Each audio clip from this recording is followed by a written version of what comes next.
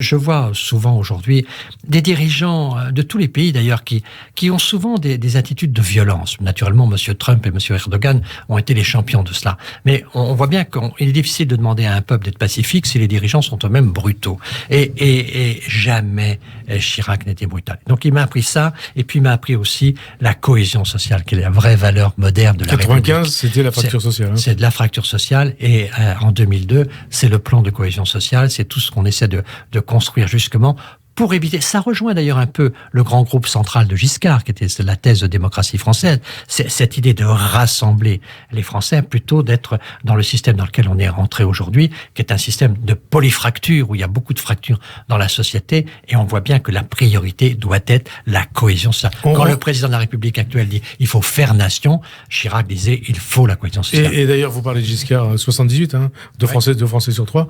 C'est un peu ce que voulait faire Macron en 2017.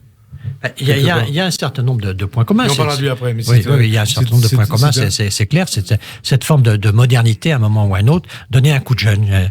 Giscard a voulu donner un coup de jeune à la République, et Macron a voulu donner, en 2017, ce coup de jeune aussi.